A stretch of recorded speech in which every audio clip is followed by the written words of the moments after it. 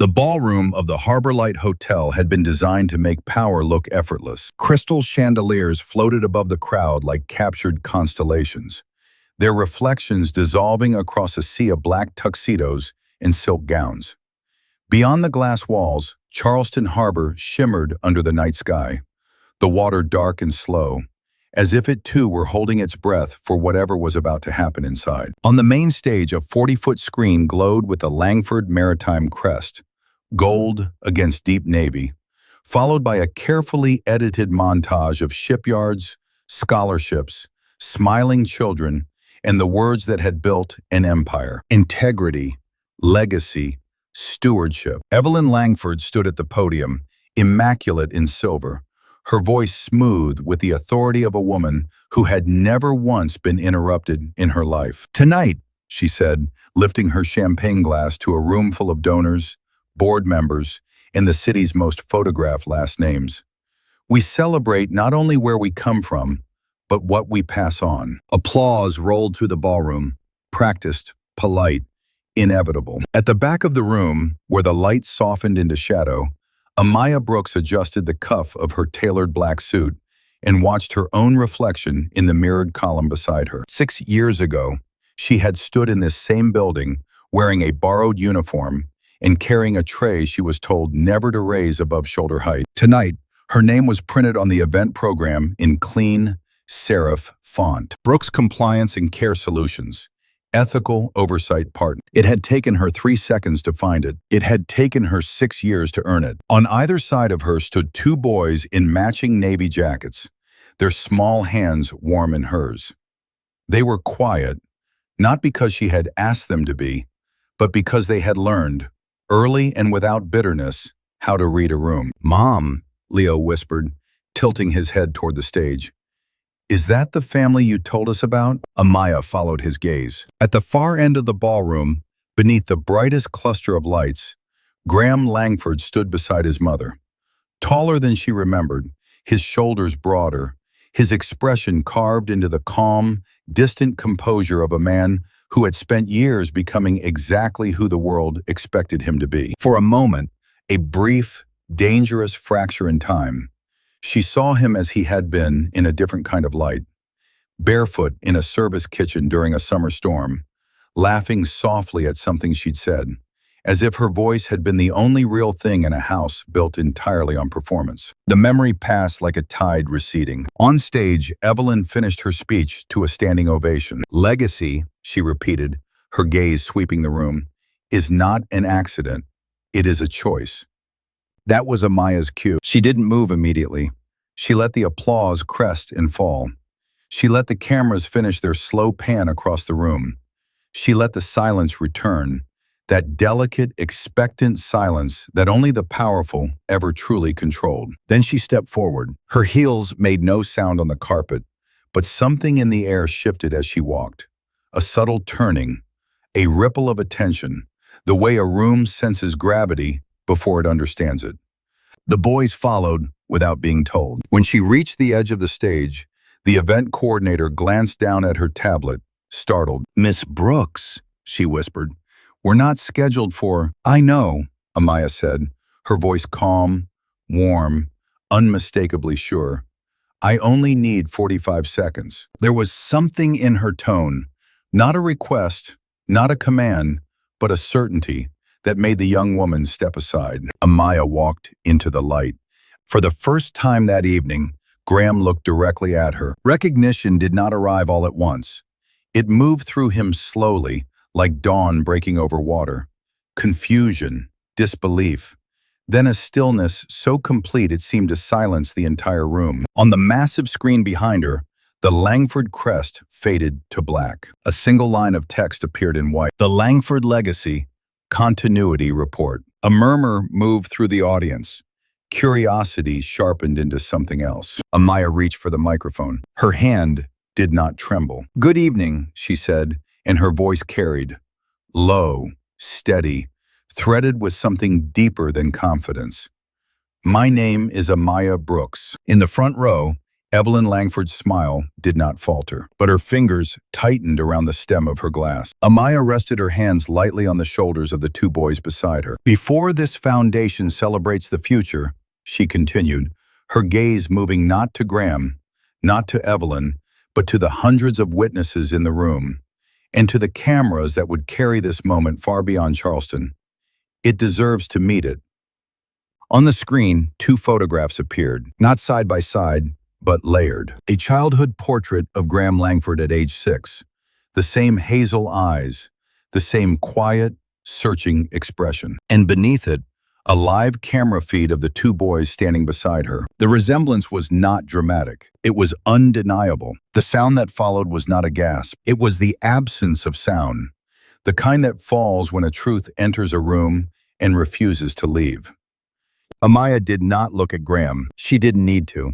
Legacy, she said softly, echoing Evelyn's word back into the room, is not an accident. She let the silence hold for one more heartbeat, long enough for every phone in the ballroom to be lifted, for every mind to begin assembling the same impossible conclusion. Then she added, with a composure that felt almost like mercy, this is not a scandal, this is a record. And if, at that precise moment, when the past and the present collided under a chandeliered ceiling and a name long erased returned in light, you felt your own heart catch, as if you had been standing in that room with them. Stay with me, because some stories are not about revenge. They are about the exact second a woman steps back into a space that once erased her, and the world has no choice but to remember. And when you hear where this began, on a night when the rain swallowed her voice and no one came looking, you'll understand why this moment was never chance. So tell me,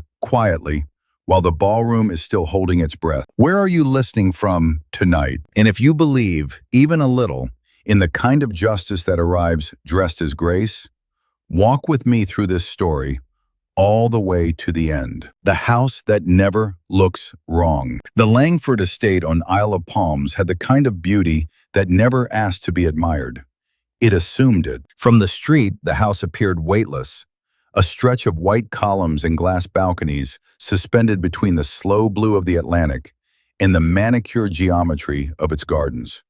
Even the air seemed curated there. Salt and jasmine drifted together in perfect proportion, as though nature itself had signed a contract to behave. Inside, nothing was ever out of place. Not the ivory grand piano that no one played, its lid always closed at the same precise angle. Not the books arranged by height and color in a library, where silence felt less like peace and more like a rule. Not the silver-frame photographs of generations of Langfords, all standing in the same posture, all smiling with the same restrained confidence, as if joy, too, had been taught to follow tradition. It was a house that never looked wrong. And because it never looked wrong, it never had to explain itself. Amaya learned that on her first night. She had arrived just before dusk, her overnight bag slung over her shoulder, her paperwork folded neatly inside a leather folder she'd saved 3 paychecks to buy. The agency had described the job as private, in-home care for a recovering stroke patient. Night shift, minimal interaction with the family. Minimal interaction. The phrase had sounded like relief. She didn't yet understand it meant invisibility. The house manager, a woman with a voice so polished it seemed lacquered, walked her through the service entrance rather than the front doors. It's simply more efficient this way, she explained, though the marble foyer beyond the archway stood empty, its chandelier blazing above a staircase wide enough to host a wedding. Amaya nodded, as if efficiency were a language she had always spoken. Her room was on the ground floor, past the kitchen, beside the laundry, small but immaculate, the bed made with hospital corners so tight the fabric didn't ripple when she sat down. A place designed for someone who was expected to leave no trace. Her patient, Mr. Langford, Graham's grandfather, slept most of the night, his breathing shallow but steady, his once commanding hands now resting quietly against the blanket. In those hours, Amaya moved through the house like a shadow with a purpose, checking medications, adjusting pillows, recording vital signs in the soft glow of her tablet. Work she did well, work she believed mattered. And yet, Every morning at 6, when the rest of the house began to wake, she felt the shift. Subtle, almost elegant, from caregiver to something less defined. Voices lowered when she entered a room. Conversations paused mid-sentence. A tray she placed on the dining table would be moved, not because it was wrong, but because it had been placed by her. It was never unkind. It was never loud. It was simply precise, like a painting that had no space for an extra brushstroke. The first time she saw Graham Langford, she was kneeling in the back garden, coaxing a reluctant hydrangea back into its trellis after a storm had bent its stem. She had stayed past her shift without being asked. The gardener had gone home early, and something about the way the flowers leaned toward the light had made her pause. Most people would have replaced it. The voice came from behind her, low, thoughtful, unhurried. Amaya turned, her hands still dusted with soil. He stood on the stone path in a navy sweater and rolled sleeves, barefoot, as if he had stepped out of a different version of the house, one that allowed for imperfection. For a moment, neither of them spoke. She knew who he was, of course. His face lived in the photographs lining the hallway. The only son, the future of Langford Maritime, the man who had just returned from London after closing a deal that had been described in the Charleston papers as visionary. In person, he looked less certain. "You saved it," he said, nodding toward the hydrangea. "It just needed support," she replied. Their eyes met then, and something in his expression shifted. Curiosity, perhaps, or recognition of a language he hadn't expected to hear spoken there. "What's your name?" he asked. "Amaya." He repeated it, slower, as if testing the shape of it. In the days that followed, their encounters were brief and almost accidental.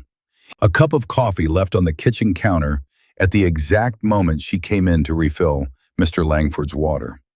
A question about the book she carried in her bag, a textbook on healthcare administration, its spine creased from late-night studying.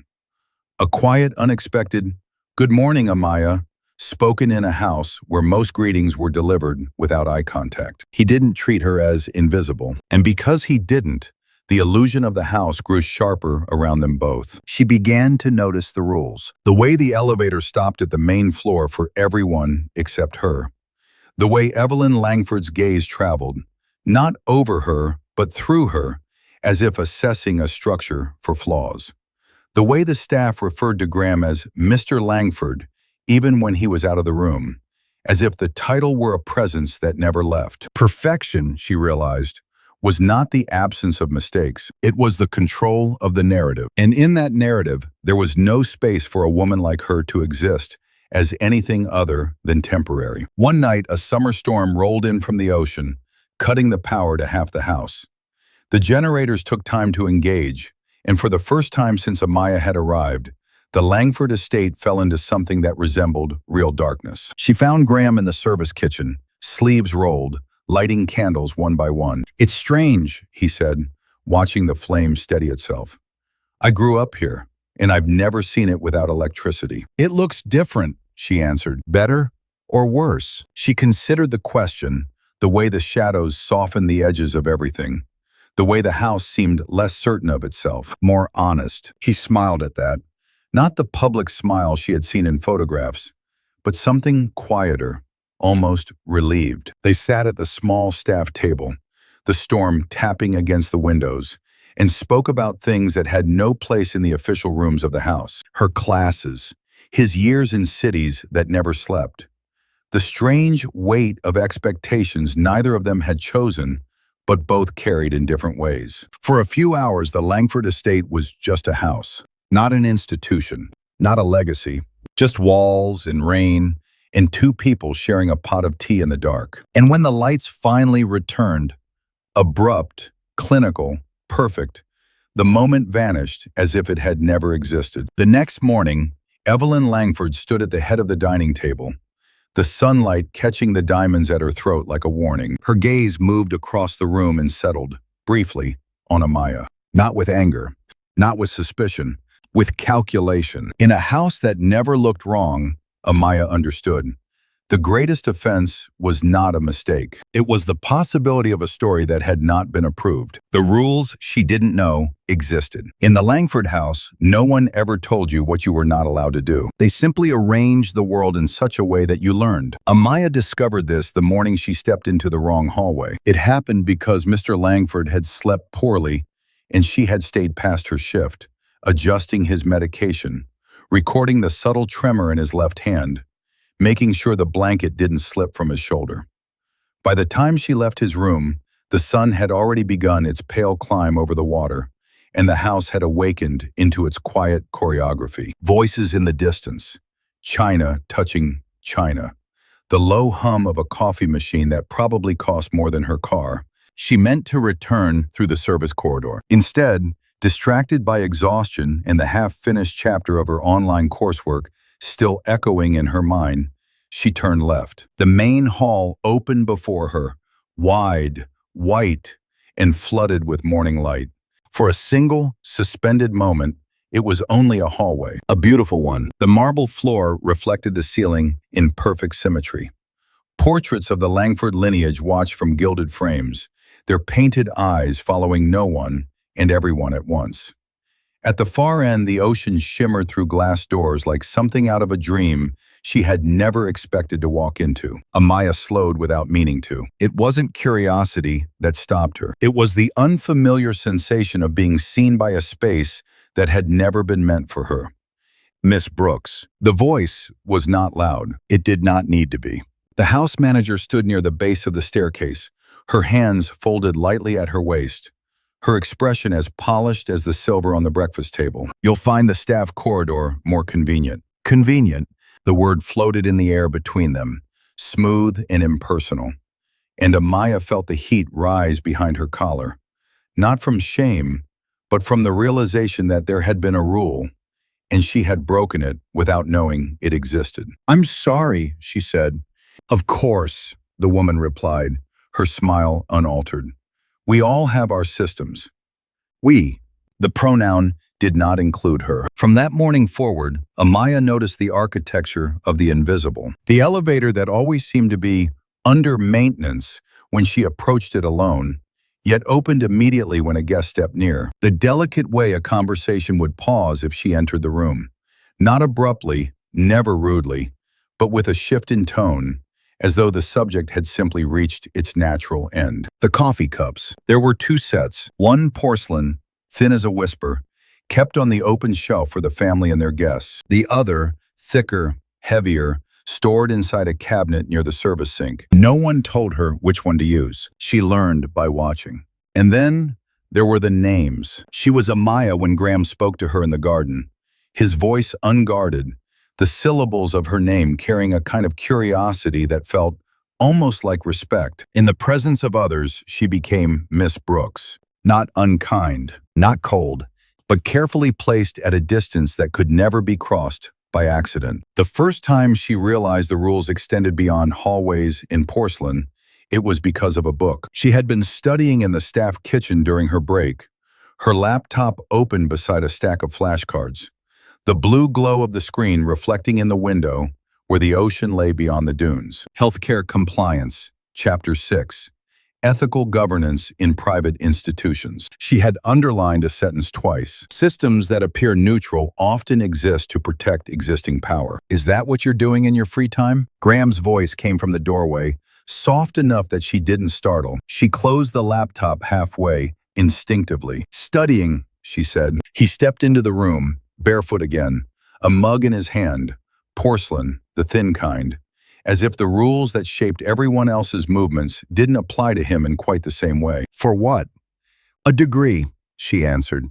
Healthcare administration. There was a pause, not the careful, calculated kind she had learned to recognize, but a genuine one. That's ambitious, he said. Not for someone like you. Not why would you need that? Just the word, offered without an edge. She allowed herself a small smile. I like knowing how things work, she replied, and how they can work better.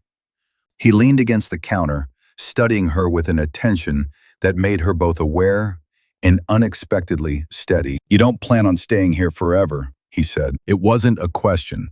No, she answered, and the simplicity of the truth felt like a door opening inside her chest. In that moment, brief, fragile, the kitchen became a place without hierarchy. Two people, two mugs of coffee, the quiet rhythm of the ocean beyond the glass. And then the house manager entered. She didn't look at Amaya. She didn't need to.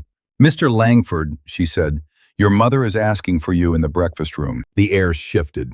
Graham straightened, the casual ease leaving his shoulders like a jacket being put away. "I'll be right there," he replied. The woman's gaze moved to the laptop, not lingering, not curious, simply noting its presence, its location, its owner. "Miss Brooks," she said, "the staff schedule has been updated. Your break is 10 minutes earlier now. It will help with the morning flow." Help with the morning flow. The words landed with the soft precision of a lock turning. When she left, the room felt different. Not colder, more defined. Graham looked at her as if he wanted to say something. Something that belonged to the version of the house that existed during storms in candlelight. But the moment had already rearranged itself into its proper shape. "I should go," he said. "Yes," Amaya answered. After he left, she sat there for a long time, staring at the sentence she had underlined twice. Systems that appear neutral often exist to protect existing power. She closed the laptop, rinsed her mug, placed it in the cabinet where it belonged. That afternoon, as she walked through the garden to check on the hydrangeas, she noticed something she hadn't before. The paths were not symmetrical. They only looked that way from the windows. From where she stood, there were turns that led nowhere, hedges that blocked certain views, gates that opened only from one side. The house had been designed so that perfection was always visible from the center. And everything else, the work, the movement, the people who made it possible, existed just beyond the line of sight. She stood there, the salt wind lifting a strand of her hair, and understood for the first time that the rules were not meant to be broken. They were meant to be lived inside so completely that breaking them would never occur to you. Except that now she knew they were there. And knowing changed everything. Because the first almost was not a mistake in a hallway or a conversation cut short. The first almost was the moment she realized the house had a story about her. A small, silent, temporary one. And that somewhere inside her, another story had already begun to write itself. Line by quiet line. In a language the Langfords had never intended to hear. His kindness feels like a trap. If the house had rules, Graham Langford was the exception that made them harder to obey. Not because he broke them loudly, because he stepped around them as if he had never been taught to see them at all. It began with small things, the kind that could be dismissed as courtesy if you didn't look too closely. He started leaving the kitchen light on during her shift. At first, she thought it was an oversight, but the timing was too precise. On nights when she came in later than usual, delayed by traffic or a patient whose breathing had turned uneven, the light would still be glowing. Warm, deliberate, waiting. On the counter beside it, a mug, porcelain. Never the thick staff cup. The first time she moved it to the side and reached for the other cabinet, he appeared in the doorway, loosening his tie. His expression caught somewhere between fatigue and a kind of quiet intent. "That one's for you," he said, nodding toward the porcelain. "I'm not supposed to use those," she replied. "Who told you that?" "No one." He watched her for a moment, not amused, not challenging, simply observing the shape of the boundary she had learned to respect. Then, with a gentleness that felt more dangerous than defiance, he took the staff mug from her hand and set it down. "Then no one will mind," he said. But someone always minded. The next morning, the porcelain cup was gone. Not moved, gone. In its place was a new set of thicker mugs, identical to the ones in the staff cabinet, arranged with the same careful symmetry that governed everything else in the house. Graham never mentioned it. Neither did she. That was how the almost began. Not as a moment, but as a series of gestures that hovered just beyond the edge of permission. A chair pulled out for her at the small staff table when the rest of the kitchen was empty. A question about her classes asked in a voice that suggested the answer mattered. The way he said her name when they were alone, Amaya, and the way it disappeared back into Miss Brooks the instant a door opened. He treated her as if she were visible. And visibility, in a house like this, was a form of trespassing. One evening, the ocean turned the color of burnished steel just before a storm. The air thickened, the sky lowering itself toward the water in a way that made the entire estate feel suspended between two decisions. Mr. Langford had fallen asleep early, his pulse steady beneath Amaya's fingertips. She recorded his vitals, dimmed the lamp, and stepped out into the corridor just as the first roll of thunder moved across the horizon. The power flickered, once, twice, then steadied. She found Graham in the library. He was standing at the long table beneath the chandelier, sleeves rolled, a stack of shipping reports spread before him, his brow drawn into the kind of concentration that made him look less like the heir to an empire and more like a man trying to solve a problem no one else could see. "You're still here," he said, glancing up, the tension in his face easing when he recognized her. "I'm always here at this hour," she answered. He smiled at that, a small, private curve of his mouth that never appeared in the photographs lining the hallway. "Right," he said. "I forget that the world runs on schedules I don't have to follow." The storm arrived in a rush of wind against the windows, rattling the glass in its frames. "Do you ever feel like this house is watching you?" he asked suddenly. The question caught her off guard. She should have answered carefully, politely, in the language of professional distance. Instead, she said the truth, "Only when it's bright." He looked at her then, really looked, as if she had just stepped into a version of him he kept hidden. "And when it's dark?" he asked. "It forgets who it's supposed to be." For a moment, the room held that fragile, electric silence that exists only between two people who have said more than they were supposed to. The storm cut the power completely. The chandelier went dark. Emergency lights flickered somewhere down the hall, but in the library there was only the thin, trembling glow of lightning through the tall windows. Graham crossed the room and opened a drawer, pulling out a box of matches and a collection of candles that had likely been placed there for aesthetic symmetry rather than necessity. He lit one and set it between them on the table. The flame was small, imperfect, alive. In its light, the library lost its grandeur. The portraits receded into shadow. The polished wood softened.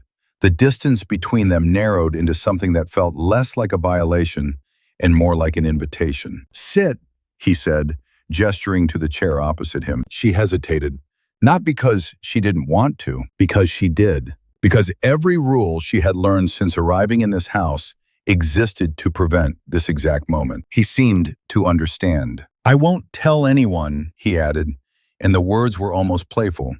But there was something beneath them, a recognition of the risk she carried simply by being seen. She sat. They spoke of ordinary things, her coursework, the way regulations could protect patients or bury them, depending on who wrote them.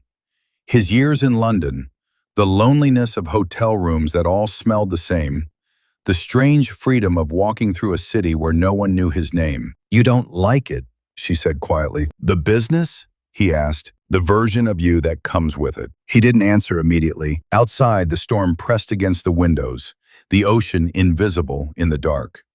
"My grandfather built everything from nothing," he said at last. "My father turned it into something global. My mother made it untouchable. And you?" He met her gaze, the candlelight catching in his eyes. "I'm trying to figure out where I exist in that story." It was the kind of confession that belonged to a different life. Not to a library where she was not supposed to sit.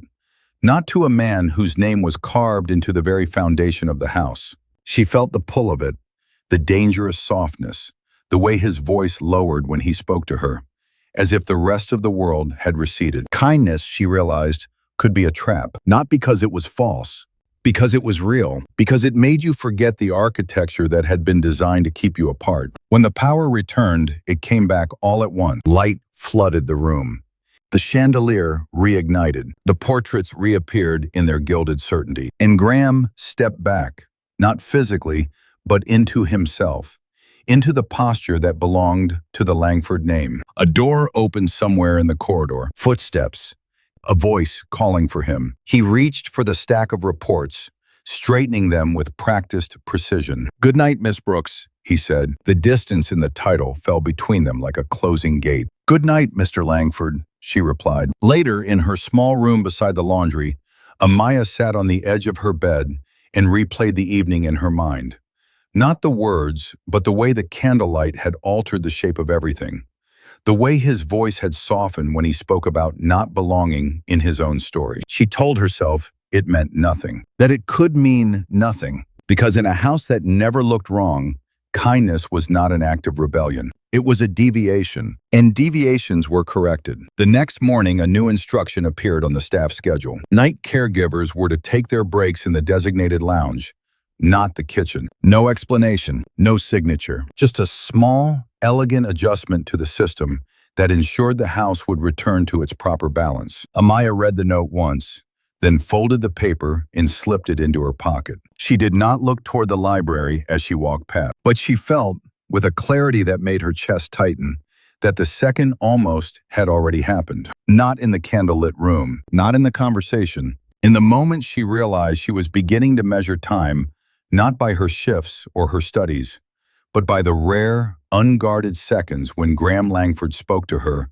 as if the house did not exist. And that was the most dangerous rule of all. The night it happened did not announce itself as important. There was no storm breaking over the ocean, no sudden darkness swallowing the house, no dramatic shift in the air that might have warned her to turn back. It began, like most dangerous things in the Langford estate, with perfection. The annual Langford Maritime Dinner had drawn half of Charleston's old money to the house. From her window beside the laundry corridor, Amaya had watched the line of cars arriving at sunset.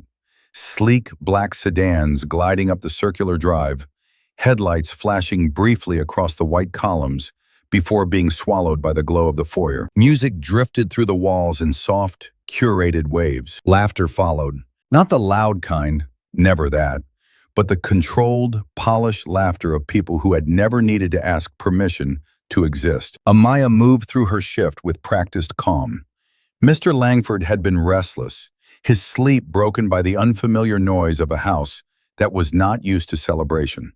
She adjusted his pillows, measured his pulse, spoke to him in the low, steady voice that seemed to anchor him when his mind drifted. "Big night downstairs," she murmured, though he had not asked. His fingers tightened weakly around hers, as if some part of him still recognized the rhythm of a gathering. By the time the clock in the hallway chimed midnight, the music had softened into something slower, the conversations dissolving into clusters of half-finished sentences and the occasional clink of glass. Her shift should have ended. Instead, she stayed to finish her notes, the blue light of her tablet reflecting in the dark window of the service kitchen. She was washing her hands when she heard the sound.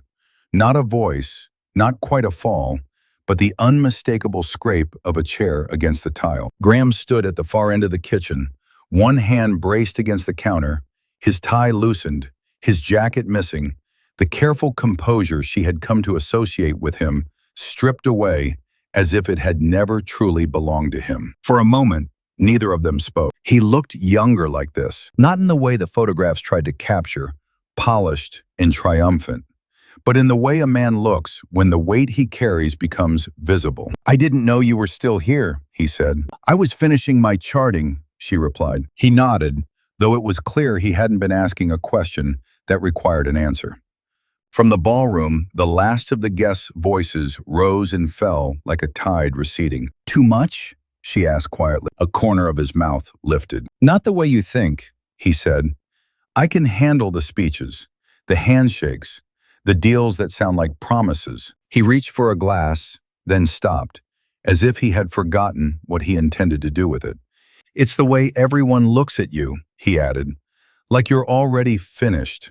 Like there's no version of you that isn't exactly what they paid for." Amaya dried her hands slowly, giving him the space to decide whether he wanted her to stay or leave. He did neither. Instead, he pulled out a chair at the small staff table and sat down, the movement unguarded, almost instinctive. "Sit," he said, his voice softer now, less an invitation than a request for something he didn't yet know how to name. Every rule she had learned since entering this house rose quietly in her mind. The break schedule, The porcelain cups that disappeared. The careful distance of names and hallways. She should have returned to her room. She should have wished him good night and stepped back into the role the house understood. Instead, she crossed the kitchen and sat opposite him. The overhead lights were too bright, so she reached for the dimmer and lowered them until the room was held in a gentle half-light that softened the sharp edges of everything. For a while, they said nothing. The silence between them was not empty. It was full of all the conversations that had never been allowed to exist. "Do you ever think about leaving?" he asked finally. "Every day," she answered. He looked at her then, really looked, as if trying to imagine her in a place that did not have his name carved into its gates. "And you will," he said, not as a question, not even as encouragement, but as recognition. Yes. The words settled between them with the weight of a promise she had made to herself long before she knew him. He leaned back in his chair, his eyes closing briefly. "I don't know what I am without this house," he said. "You're the same person you are inside it," she replied. "That's the problem," he said, his voice almost a whisper. "I don't know who that is." Something in her chest shifted at the honesty of it.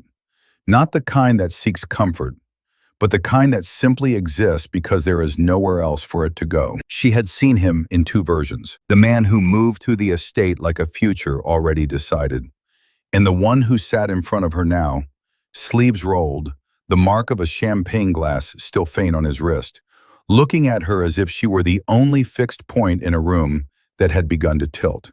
"You're tired," she said gently. He laughed, a soft, surprised sound. "That obvious? To someone who watches people for a living," she replied. She stood and moved behind him, her hands hovering for a moment before resting lightly on his shoulders. It was a professional gesture, one she had done 1,000 times for patients who carried tension in their bodies the way others carried grief.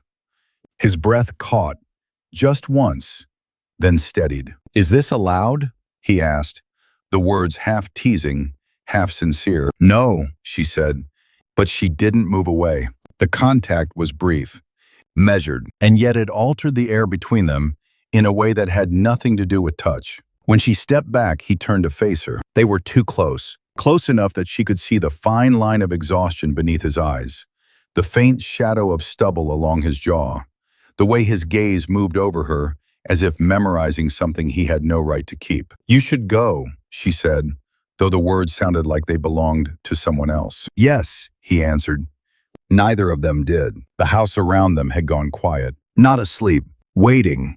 He reached for her hand, not quickly, not with possession, but with a hesitation that made the gesture more intimate than certainty ever could be. If she had pulled away, the moment would have ended. It would have folded back into the careful order of the Langford estate, another deviation corrected without a trace. She didn't, and in that single, fragile permission, everything shifted. The kiss was not urgent. It was the opposite of urgency, slow, almost reverent, as if both of them understood that what they were crossing was not a line, but an entire architecture. It tasted like the end of a long evening and the beginning of something neither of them had planned, like the first breath after holding air too long. When they parted, the reality of where they were returned in a rush. The service kitchen, the house that never looked wrong, the life that would not allow this to exist. He rested his forehead against hers, his voice barely audible. "Just tonight," he said,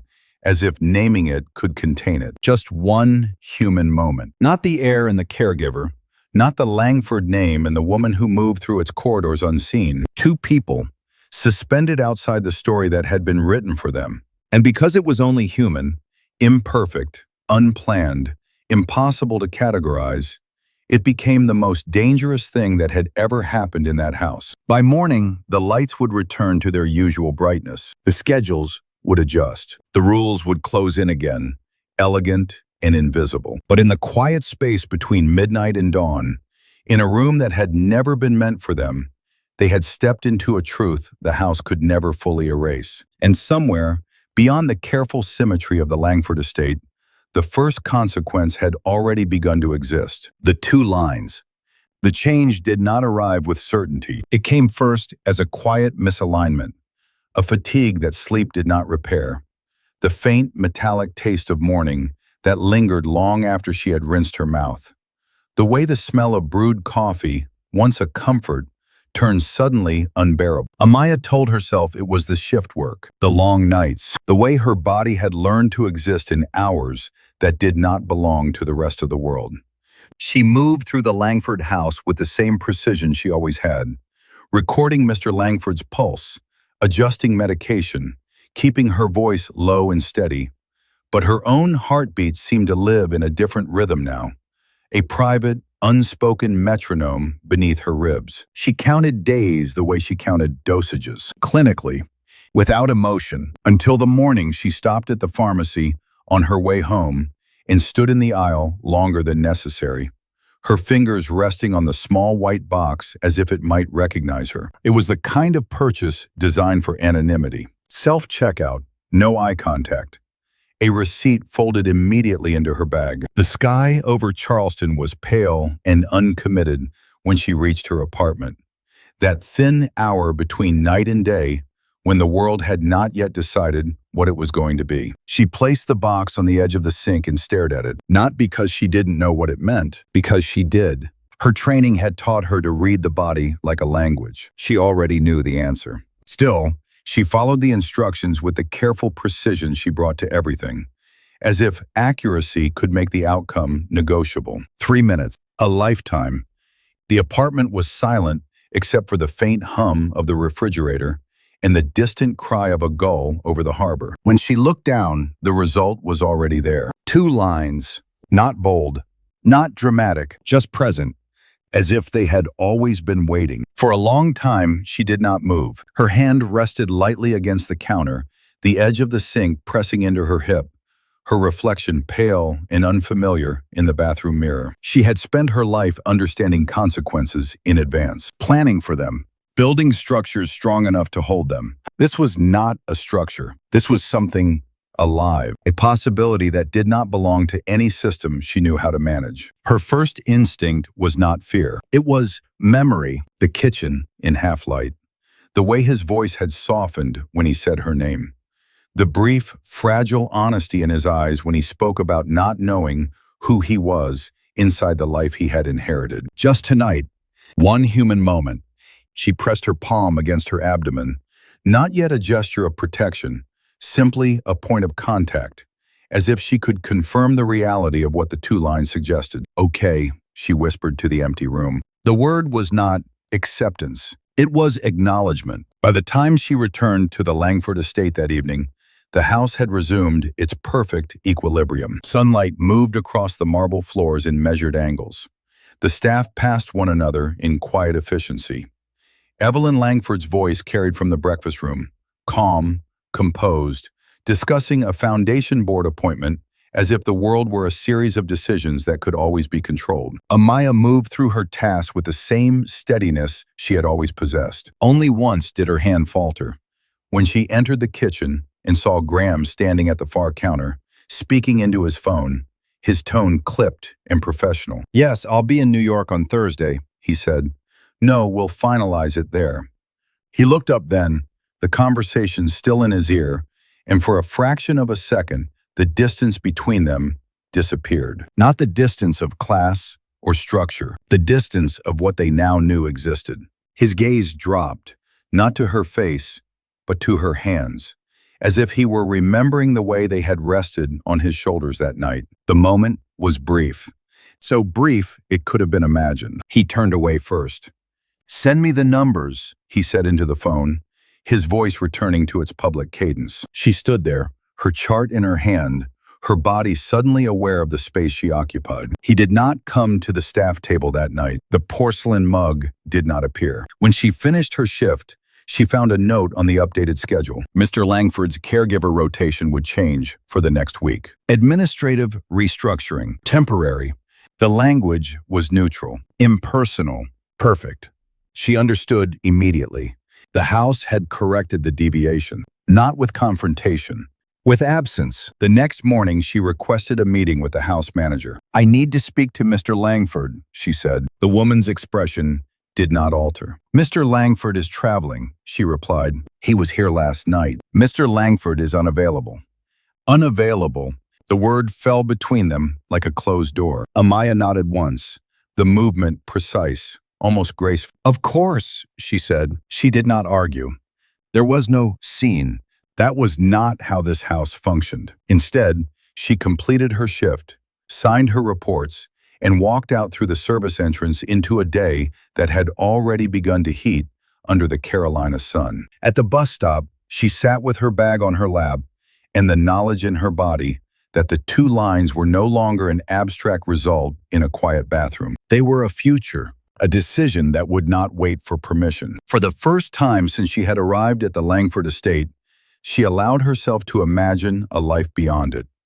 Not in the vague, hopeful way she had before, but in specific, structural terms. Housing, work, healthcare coverage, classes she could complete online. She did not imagine telling him, not yet, because in a house where access was controlled, where even a conversation required an approved time and place, truth was not something you delivered by walking through the front door. Truth needed its own moment, its own architecture. That night, in her apartment, she placed the test in the drawer beside her bed. Not hidden, not displayed, simply kept. A record. She lay down without turning on the light, the city outside her window moving in distant, indifferent rhythms, and rested her hand once more against her abdomen. There was no movement yet, no proof beyond two quiet lines on a piece of plastic and the subtle, undeniable shift in her body. Still, she felt it, not as a child, not yet, but as a gravity. A pull toward a life that would not fit inside the careful symmetry of the Langford estate. You're not temporary, she said into the dark, her voice steady in a way she had not known it could be. It was the first promise she made. Not to him, not to the house, to the future that had already begun to exist, independent of anyone's approval. Outside, the tide moved in, erasing and rewriting the line of the shore. Inside, two quiet lines had redrawn the map of her life. And somewhere, far beyond the reach of the systems that had once defined her, destiny had left its first piece of evidence, simple, undeniable, alive. She doesn't call it racism, she calls it order. Evelyn Langford never raised her voice. She didn't need to. Her power lived in temperature, in the precise calibration of warmth and distance, in the way a room adjusted itself when she entered, as if even the air understood its place. Until that winter, Amaya had known her only as a presence, a figure at the head of long tables, a voice drifting from behind closed doors, a silhouette reflected in glass. Now she began to see her, not in moments of confrontation, in patterns. Evelyn moved through the house like a curator in a private museum, correcting the angle of a painting by a fraction of an inch, replacing a flower arrangement that had begun to open too widely, instructing the staff with sentences that sounded like compliments and landed like directives. Consistency is the language of respect, she said one morning, to no one in particular, though everyone in the room adjusted their posture. It was during those small, immaculate interactions that Amaya realized something essential. Evelyn never described people by what they were. She described them by where they belonged. Family at the East Terrace for breakfast, staff meals in the lower dining room, guests through the main entrance, deliveries through the service gate.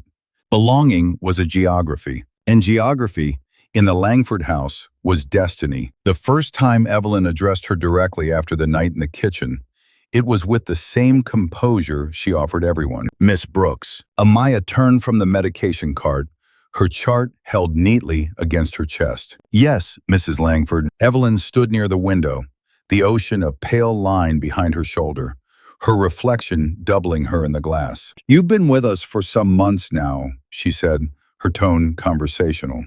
Your work with my father-in-law has been efficient. The pause before the final word was so slight it might have been imagined. Thank you, Amaya replied. Evelyn studied her, not her face, not her expression, but the way she occupied space, the way her uniform fit her shoulders, the way her hair was pulled back with quiet precision. You're taking classes, she said. It was not a question. Amaya felt the familiar awareness of being observed by a system that never slept. Yes. In administration, I'm told. Yes, ma'am. How ambitious. The word was delivered with the same inflection Graham had used. But where his had held curiosity, Evelyn's held classification. Ambition, she continued, turning slightly so that the light struck the diamonds at her throat, is admirable when it understands its context. Amaya said nothing. Not because she had nothing to say, because she recognized the structure of the conversation. This was not an exchange. It was a placement. You come from a resilient background, Evelyn went on, her voice still soft, still cultured. That kind of determination can be very useful in the right environment. Useful, not valued, not respected. Useful. In this house, she added, we believe in order. It allows everyone to function at their highest potential. Her gaze moved briefly to the medication cart, to the careful alignment of pill containers Amaya had prepared. You perform your role exceptionally well, she said. It would be a shame if confusion about roles created discomfort. There it was. Not an accusation, not a prohibition, a suggestion that disorder would be Amaya's responsibility. I understand, Amaya replied. Evelyn's smile deepened, not in approval, but in confirmation that the system had been correctly interpreted. I'm sure you do, she said. That afternoon, the house manager delivered a new uniform, identical in cut, but a shade darker, a subtle shift that marked night caregivers as distinct from the daytime staff.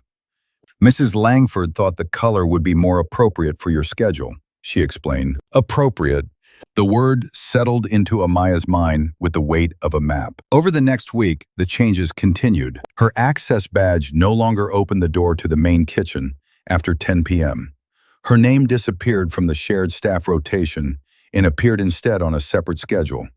Her break times were adjusted to ensure she would never cross the hallway during family meals. No confrontation, no mention of Graham, only the restoration of order. The brilliance of it lay in its deniability. No single action could be called cruel. No sentence contained a slur. No rule referenced her directly. It was simply a system refining itself. And in that refinement, Amaya began to see Evelyn clearly. Not as a woman driven by personal malice, but as an architect of hierarchy so complete she no longer recognized it as a choice. One evening, as Amaya finished her shift and moved toward the service exit, she heard Evelyn's voice in the adjoining sitting room. Legacy is preservation, she was saying to a guest.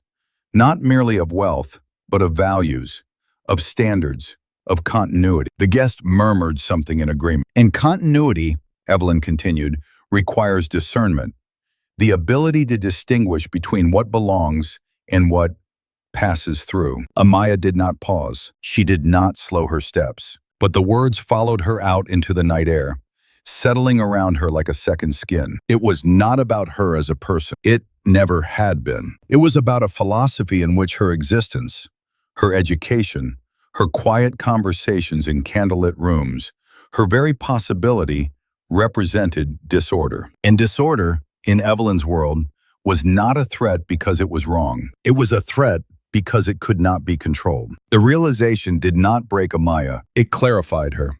For the first time, she understood that the distance growing between her and Graham was not the result of his indifference or even his choice. It was the natural outcome of a structure that had been designed long before either of them had learned to speak. A structure that called itself order. Later that night, in her apartment, she stood before the mirror, the darker uniform folded over the back of a chair, and rested her hand once more against her abdomen. There was still no visible change, nothing that would signal the future she carried. But she felt it, not as vulnerability, not as fear, but as a point of gravity that belonged to no system but her own. She doesn't call it racism, she said softly to her reflection, testing the truth of it aloud. She calls it order. And in that naming, the villain took shape, not as a caricature of cruelty, but as something far more enduring, a belief so polished, so reasonable, so beautifully articulated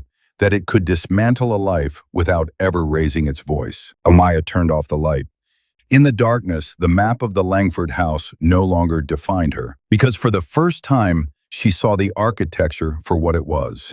Not destiny, design. Get out, but make it quiet. The end did not come with shouting. In the Langford house, nothing ever did. It arrived on a morning so clear and ordinary that the ocean looked like glass, and the hedges had just been trimmed into their precise, obedient shapes. Even the sky seemed arranged, a pale, uninterrupted blue that promised a day in which nothing would dare go wrong. Amaya finished her charting beside Mr. Langford's bed, her handwriting steady, her voice low as she told him she would return that evening.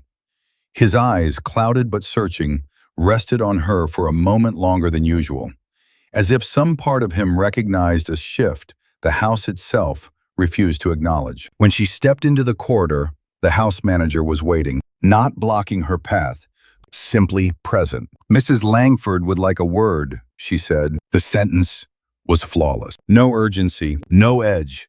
Amaya followed her through the main hallway, the one she had learned to avoid. And for the first time since that early mistake, no one redirected her. The permission felt like a prelude. Evelyn stood in the morning room, sunlight falling across her shoulders in a way that made her appear almost translucent, as if she were composed not of flesh, but of intention. "Miss Brooks," she said, turning with a smile that belonged in a portrait. "Mrs. Langford, please," Evelyn gestured toward a chair. "Sit." The invitation was new. So was the folder placed on the small table between them, cream-colored, her name written across it in a script that looked almost like a kindness. "I've been reviewing our staffing structure," Evelyn began, her voice as smooth as ever. "As you know, transitions are a natural part of maintaining excellence." Amaya's gaze rested on the folder, but did not move to open it. Inside her body, beneath the calm surface she had learned to wear like a second uniform, something tightened. Not fear, but recognition. "This house requires a particular harmony," Evelyn continued, "a clarity of roles that allows everyone to function without confusion." She folded her hands in her lap. "You have been devoted in your care for my father-in-law," she said, "but devotion, as admirable as it is, does not always equal suitability." The word landed softly. Suitability, not performance, not conduct. Suitability. Amaya lifted her eyes. "Is there a problem with my work?" she asked. Evelyn, "Not at all," she said. "This is not about your work. It is about alignment." Alignment. A different way of saying belonging. She slid the folder across the table. "Your contract has been terminated," she said. "Effective immediately. You will, of course, receive a generous severance. We take pride in ensuring that transitions are handled with dignity." Dignity.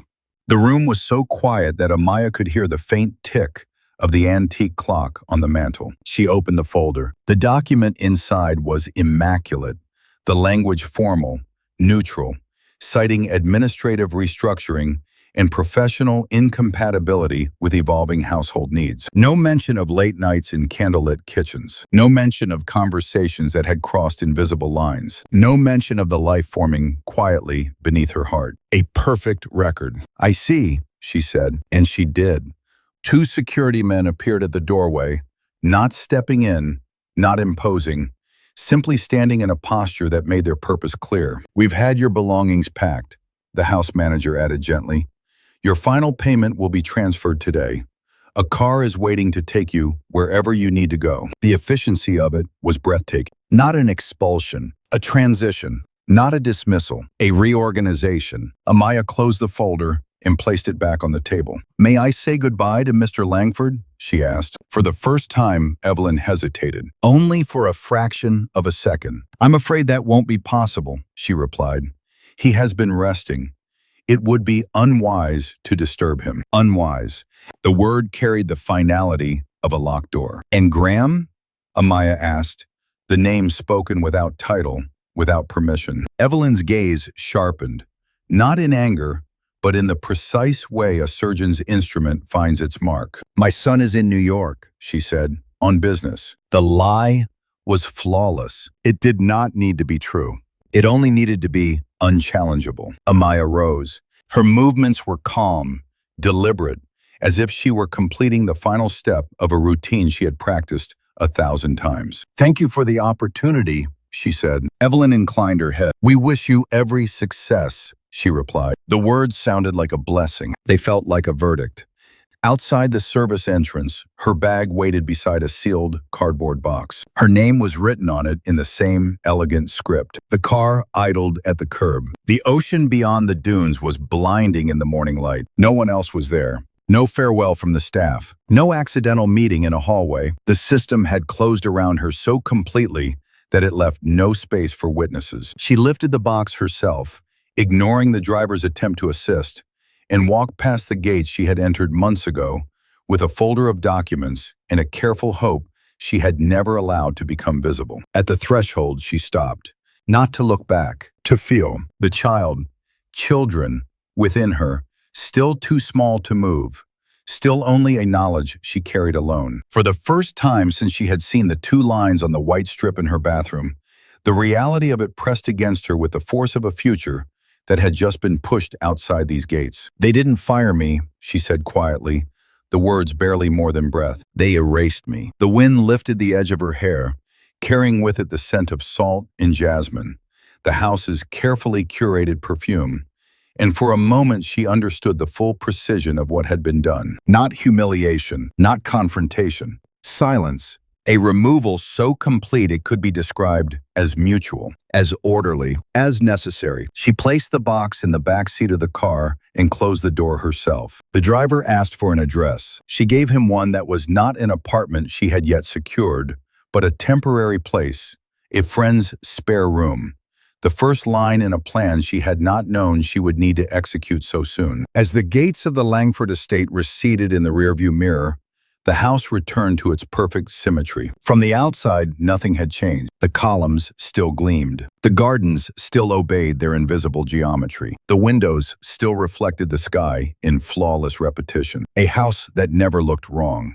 Amaya rested her hand against her abdomen, the gesture no longer tentative. "They wanted it quiet," she said to the life within her, her voice steady, almost calm. "Then quiet is what they'll have." Not as surrender, as strategy, because for the first time since she had walked through those gates, she understood that being erased was not the same as being gone. It was simply a space in the record, a space that could, one day, be filled. She doesn't break, she rebuilds. The first night after the Langford gates closed behind her did not feel like freedom. It felt like altitude sickness, as if she had been pushed out of a pressurized world and her lungs had not yet learned how to function in ordinary air. The room she rented from Naomi was small and temporary, the kind of space that carried the scent of other people's lives.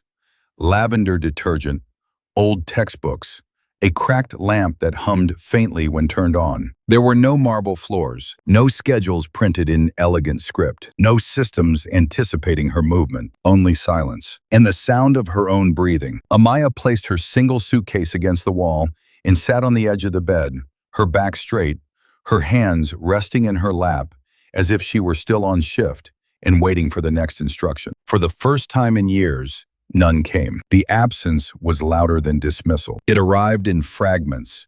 The knowledge that her access badge no longer opened any door, that her name had been removed from a digital schedule with a keystroke, that the man whose voice had once softened in the half-light of a kitchen had not found a way to reach her. Not a message, not a question, not even an accident.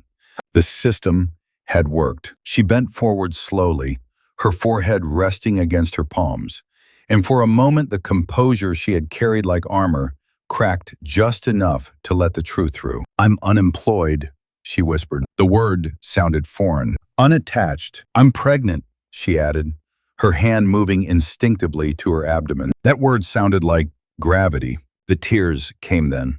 Not dramatic, not loud, but steady and precise, like something she had scheduled and finally allowed to happen. They were not only for what she had lost, they were for the version of herself that had believed proximity could become belonging, for the quiet conversations that had felt like something real, for the dignity she had performed so perfectly It had almost convinced her she was safe. When the tears stopped, it was not because she had finished grieving. It was because the part of her trained in survival reappeared. Amaya stood, crossed the room, and opened her laptop. The screen's blue light reflected in her eyes like a second horizon. If the Langford house had been architecture, then this bare, temporary room would be her blueprint. She began with numbers. Savings, limited. Severance, enough for 3 months if used with precision. Healthcare, urgent to secure. She created a spreadsheet the way other people created prayers. Each cell a declaration that the future could be organized into something livable. Next came time. Morning, online coursework. Afternoon, job applications. Evening, part-time work. Anything that did not require references from a house that had already erased her. She did not allow herself to search his name, not yet, because this phase was not about the past. It was about structure. The first job she took was at a 24-hour urgent care clinic on the edge of the city. Temporary, underpaid, fluorescent lit. Nothing about it resembled the Langford estate. And that was its gift. Here, no one cared where she had come from, only whether she could perform. Her hands, trained in precision, moved easily between patients, charting vitals, calming anxious parents, adjusting IV lines with the same quiet competence she had once offered in rooms filled with inherited wealth. At night, she returned to Naomi's apartment, her back aching, her feet swollen, her body beginning to shift in ways she could no longer ignore. The first time she heard the heartbeat at the clinic, fast, insistent, undeniably alive, she sat in the examination room long after the technician had left, her fingers curled around the edge of the paper-covered table. 2 heartbeats, not one.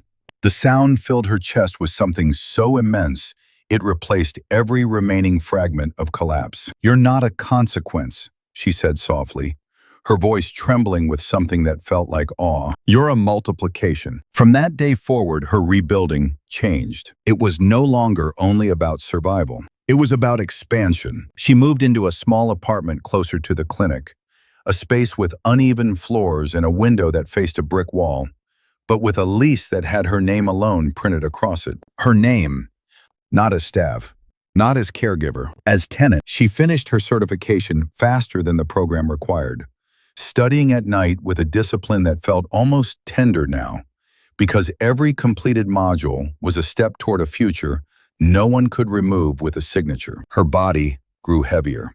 Her movements slowed, but her mind sharpened. She learned to cook in bulk, to calculate grocery costs down to the dollar, to negotiate schedules with a firmness she had never needed before. And slowly, so slowly she did not notice the exact moment it happened, the narrative inside her shift. She stopped replaying the morning in the sunlit room with Evelyn, stopped imagining the hallway where Graham had once stood with a porcelain mug in his hand, stopped wondering whether he had searched for her, because the question no longer mattered. What mattered was the life she was constructing, cell by cell, hour by hour, heartbeat by heartbeat. On the night she assembled the second-hand crib she had bought from an online listing, the screwdriver slipping once in her hand before she adjusted her grip, she paused and looked around the apartment. The walls were still bare, the furniture unmatched, the future uncertain in all the ways that did not fit into a spreadsheet. But it was hers, entirely.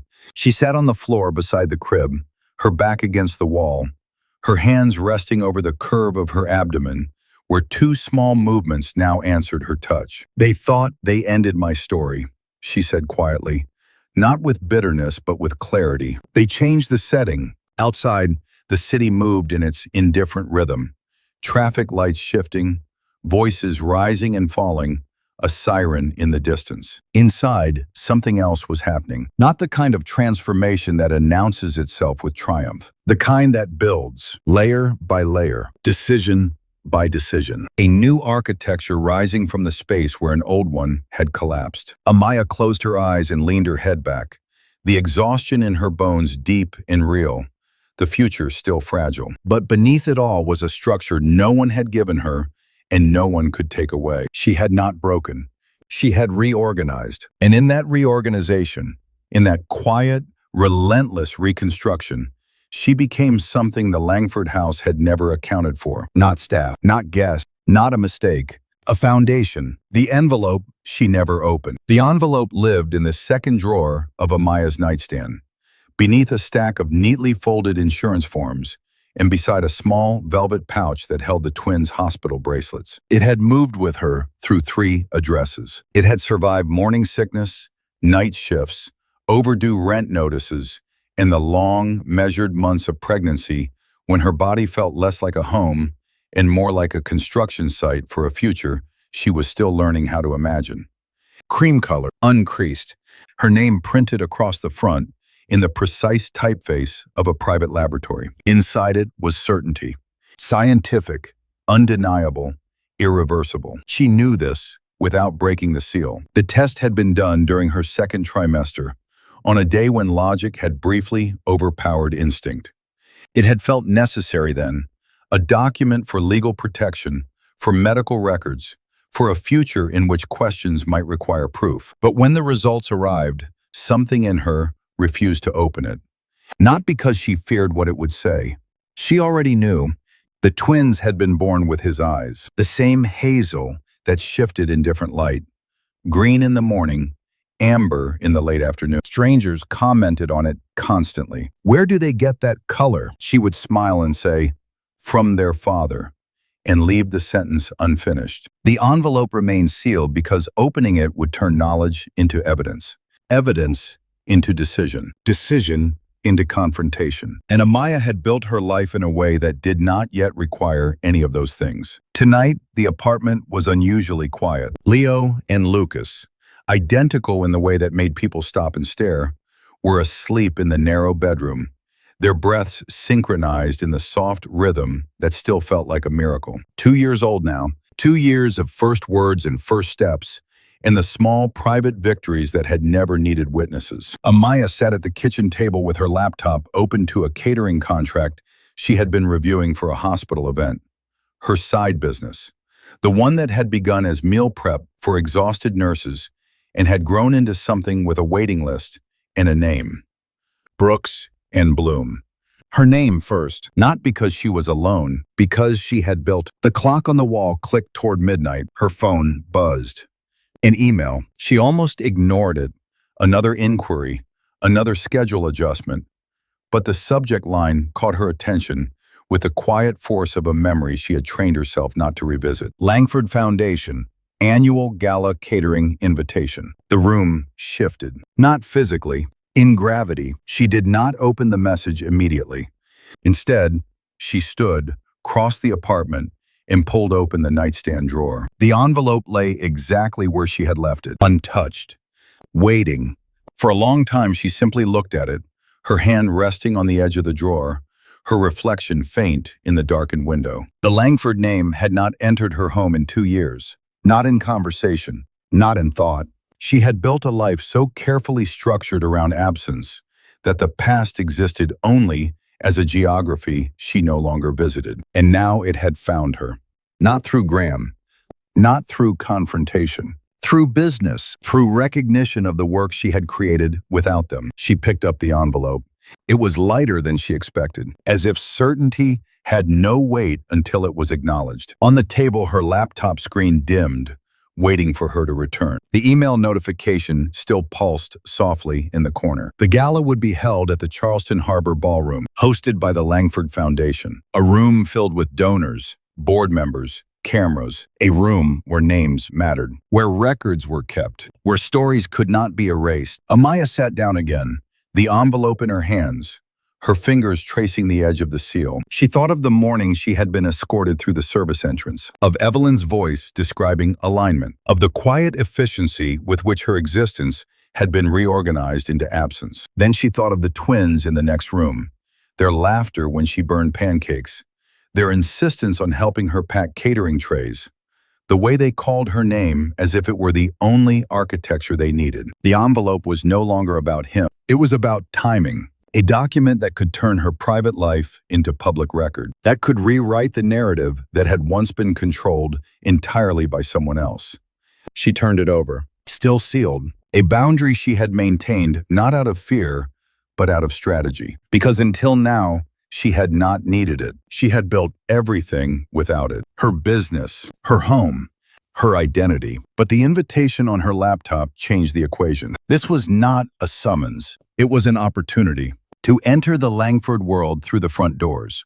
Not as staff, not as someone asking for recognition, as a vendor, as a name on a contract, as a woman who had constructed a life that could stand in the same room as their legacy and not bend. The envelope rested against her palm like a second heartbeat, a ticking bomb that had never been meant to destroy, only to reveal. In the bedroom, one of the twins stirred and called softly for her in his sleep. Mama.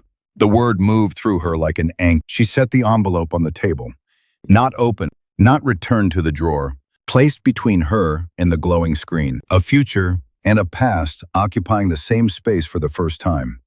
I don't need you to survive, she said quietly, her gaze steady. Her fingers brushed the edge of the paper, almost tender. But I might need you to tell the truth. Outside, the city moved in its late-night rhythm. Distant traffic, a siren fading, the hum of a world that did not know that in a small apartment above a closed bakery, a decision was forming that would alter the geometry of several lives. Amaya opened the email. Read the formal language. The praise for her company's exceptional reputation. The request for a tasting. The date, 3 weeks from now. Enough time to prepare, to choose, to decide whether the envelope would remain a private archive or become a public record. She closed the laptop slowly, the room returning to its quiet. The envelope remained on the table, no longer hidden, no longer deferred. Not open, but no longer something she could pretend did not exist. For 2 years, it had been a sealed future. Now it was a clock. And for the first time since she had placed it in that drawer, Amaya did not turn away from its sound. Fate doesn't knock, it sends a contract. The contract arrived at 9:12 a.m. between a supplier's invoice and a reminder about a pediatric appointment. No dramatic subject line, no poetic phrasing, just a clean, professional PDF bearing the Langford Foundation's crest in the upper left corner.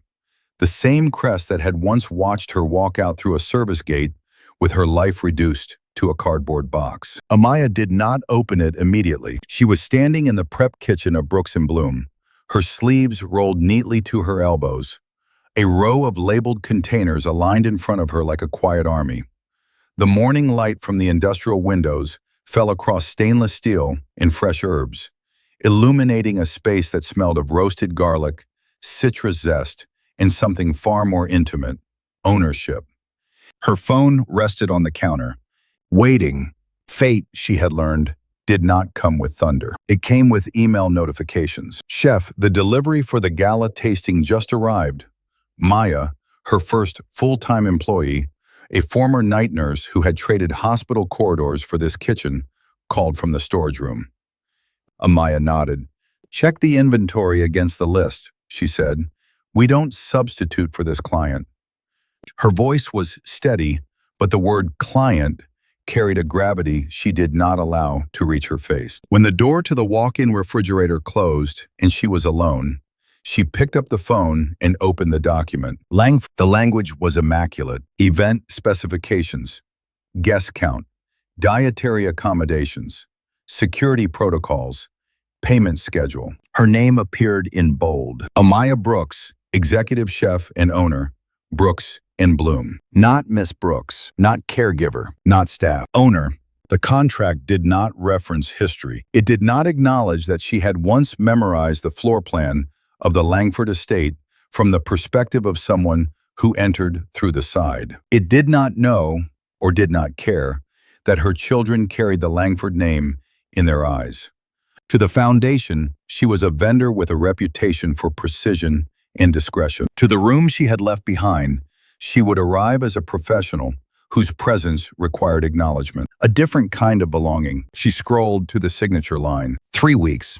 The tasting scheduled for the following Tuesday. Location, Langford Harbor Ballroom. Not the house. A public space. A stage. Amaya set the phone down and leaned her palms against the counter, her reflection faint in the polished steel. She did not feel fear. She felt calibration. Her mind began to reorganize the event the way it always did. menu structure, staffing ratios, service timing. But beneath that professional architecture, another system was assembling itself. The geometry of the room, the entrances and exits, the sightlines, where Evelyn Langford would stand to greet donors, where Graham Langford would give his speech. Because of course he would. Men like him did not step away from podiums. They were raised for them. The thought of seeing him again did not come as a memory. It came as a variable, a factor to be accounted for, not in emotion, in strategy. Mama. The voice came from the front of the kitchen, followed by the rapid, uneven rhythm of two small pairs of feet. Leo and Lucas burst through the door, escorted by Naomi, who waved an apology. They insisted on seeing you before preschool, she said, laughing. The twins collided gently with Amaya's legs, their arms wrapping around her in the fierce, uncalculated way only children could manage. Did you make the strawberry cake today? Lucas asked, his eyes bright. For a client, she said, kneeling to their height. Are we rich yet? Leo added, the question he asked whenever he saw new equipment in the kitchen. Amaya smiled, brushing a curl from his forehead. We're building something better than rich, she said. What's that? They asked in unison. Permanent. The word settled into the space between them, as tangible as the contract lying face down on the counter. Naomi watched her for a moment, her gaze shifting briefly to the phone. That's the Langford thing, isn't it? She asked softly, once the boys were distracted by a box of measuring spoons. Amaya nodded. You don't have to take it, Naomi said. It was not a warning. It was an offering. I know, Amaya replied, and she did. She did not need this contract for survival. She had built Brooks and Bloom without it. She had filled her calendar with hospital fundraisers, corporate lunches, private events for people who had never heard the name Langford. This was not necessity. This was narrative. To decline would be an act of peace. To accept would be an act of authorship. She picked up the phone again, turning the screen toward Naomi. They sent a contract, she said. Not an invitation, not a request for a favor. A contract, professional, binding, public. They don't even know, Naomi murmured. No, Amaya said. They don't. That was the most precise part of it. The Langford Foundation had reached out to her based on merit, reputation, and the quiet expansion of her work through a network that no longer required the approval of inherited power. They had found her without recognizing her. Fate had not come looking for a confrontation. It had come looking for a service. And in that transaction, it had created the conditions for something far larger than an event. Amaya walked to the office at the back of the kitchen, a small glass-walled space overlooking the controlled chaos of her team at work. She closed the door and sat at her desk. The envelope from the night before lay in her bag. Unopened, present. The contract glowed on the screen. She read it again, slower this time, allowing herself to absorb the language that placed her inside the Langford world as an equal participant in its public narrative, not someone to be erased. Someone to be scheduled. Her pen rested beside the printed copy. She did not sign immediately, because this was not a reflex. This was a decision. To step into a room where the past had been sealed behind careful silence. To do so, not as the girl who had once measured her worth in proximity to their approval, but as a woman whose name had become its own credential. In the kitchen beyond the glass, her staff moved in practiced rhythm, calling times, plating samples, laughing over a spilled container of microgreens. Her sons' voices rose and fell in the background, a life that did not depend on any Langford signature. Amaya picked up the pen. Fate had not knocked. It had not sent flowers. It had not asked for forgiveness. It had sent a contract. And a contract, unlike a memory, required an answer. She signed her name, slow, deliberate, the ink forming each letter with the same precision she once used to chart vital signs in a room where she was meant to be invisible. Amaya Brooks. The signature did not tremble. It did not hesitate. When she set the pen down, the room looked the same. The kitchen still hummed. The city still moved beyond the windows. But the map of her future had shifted. Not because she was going back, because she was arriving. On her own terms, with her name at the top of the page. And somewhere, in a system that had once been designed to keep her outside its architecture, a date had just been scheduled that would make her impossible to ignore. Record, not revenge. Amaya did not celebrate after signing the contract. She reorganized, because victory, when it is real, does not arrive as an emotion. It arrives as logistics. The first document she opened was not the menu. It was the floor plan of the Langford Harbor Ballroom. She requested it from the event coordinator with the calm professionalism that had built her reputation. Access points for staff, service corridors, power outlets, fire code capacities, standard operational requirements. No one questioned it. Precision was her language now. On the printed blueprint, she marked in pencil the path her team would take from the loading dock to the main hall, the placement of the tasting station, the angles from which guests would first see the presentation tables, and then, almost as an afterthought, the stage, where Graham Langford would stand, not because she intended to look at him, but because she refused to be surprised by the geography of her own history. The envelope lay beside the blueprint, still sealed, not a weapon, not a confession, a record. She had repeated that word to herself until it replaced every other interpretation. Not revenge, record, because revenge was emotional, and emotion was unpredictable. A record was architecture, admissible, undeniable, neutral. The same way a heartbeat on an ultrasound did not argue, it simply existed. Her attorney's office was on the 4th floor of a building that smelled faintly of paper and old wood. A space where people turn private lives into structured language. "I'm not filing anything," she said, as she placed the envelope on the polished desk between them. The lawyer, a woman with silver hair and the kind of gaze that recognized power without needing it to be declared, nodded. "You're preparing," she replied. "Yes." They spoke in terms of custody rights, name documentation, future medical authorizations.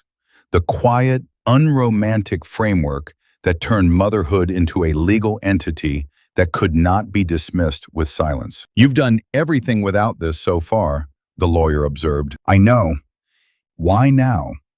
Amaya's fingers rested lightly on the sealed paper. "Because I'm entering a room where the past exists," she said, "and I will not allow anyone else to narrate it." The lawyer smiled slightly, not in approval, but in recognition. "Then we document," she said. "No dramatics, no threats, just a file opened in a system that would not forget." Back at the kitchen, the tasting menu took shape in layers of intention. Not luxury for the sake of spectacle, precision. Courses that moved like a story, each one composed to be remembered. The first dish, something deceptively simple, clean, controlled. The second, warmth, depth, a surprise of sweetness where no one expected it. The final, a dessert that held a quiet center, a molten core revealed only when cut. "Chef," Maya asked one afternoon, watching her adjust the placement of a garnish by less than an inch, "do you ever get nervous before something like this?" Amaya considered the question. "I don't perform," she said. "I present." Nervousness belonged to people seeking approval. Pusahaan belonged to people who had already decided who they were. At night, after the twins were asleep, she practiced walking in heels again, not because she had forgotten how, because her body had learned to move in kitchens, in clinics, in grocery aisles. This required a different rhythm, a different posture, not for them, for herself. She timed the walk from the ballroom entrance to the service area based on the scale model. 7 seconds, enough time for a room to register a presence, not enough for doubt. Her wardrobe was chosen with the same intention. Not opulent, not defensive, a tailored black suit that held its structure without apology. Pearls Naomi had given her on the day Brooks & Bloom signed its first corporate contract.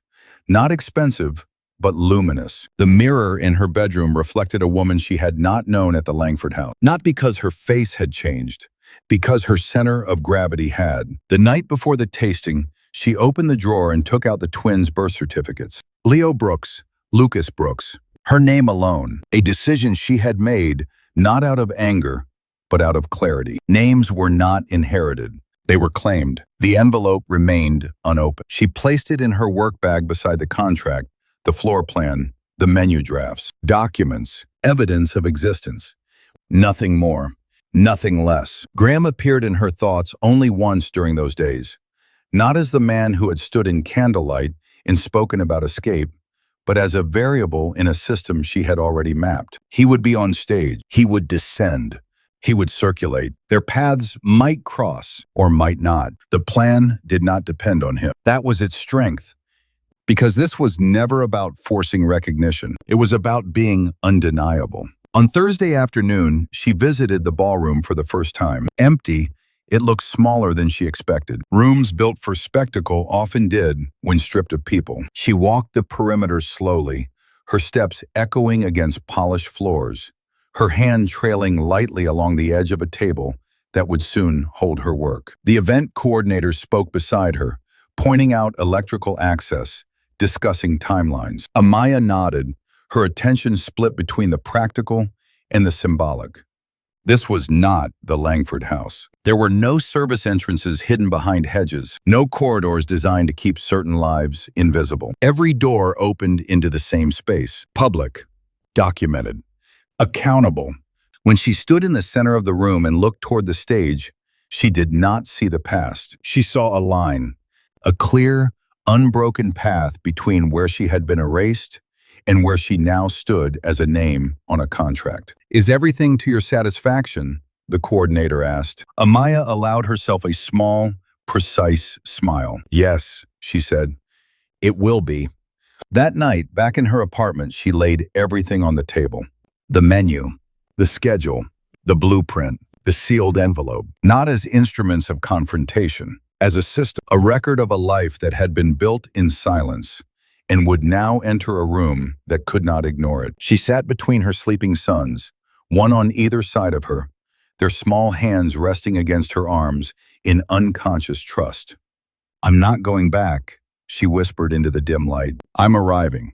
The plan did not require anger. Anger was loud. This was quiet, measured, irrefutable.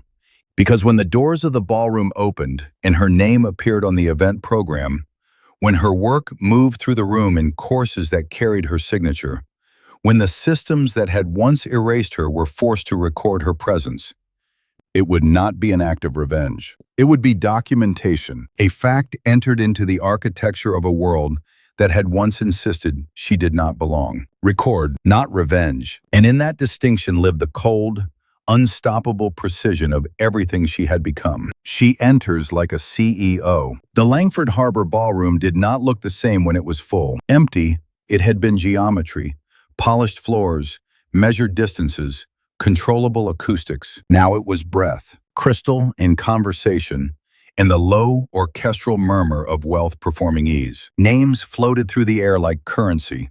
Champagne moved in precise arcs between manicured fingers. Photographers adjusted lenses with the instinct of people who understood where power would pause long enough to be captured. Amaya did not arrive early. CEOs did not arrive early. Her team had been inside since noon. Stations aligned, tasting spoons counted, sauces held at exact temperatures.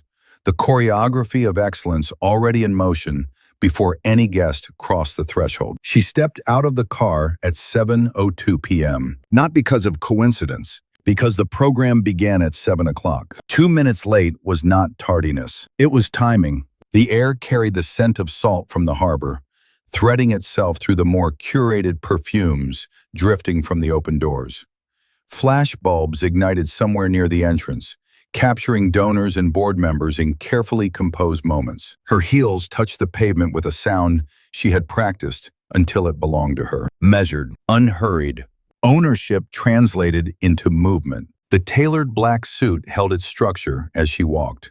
Not an imitation of power, but a reflection of the discipline that had built Brooks and Bloom from a kitchen that once smelled of exhaustion in borrowed time. Naomi's pearls rested at her throat, catching the light with a softness that did not compete with the diamonds surrounding her. Her name was already inside. Printed on the program, Catering by Brooks and Bloom, Executive Chef and Founder, Amaya Brooks.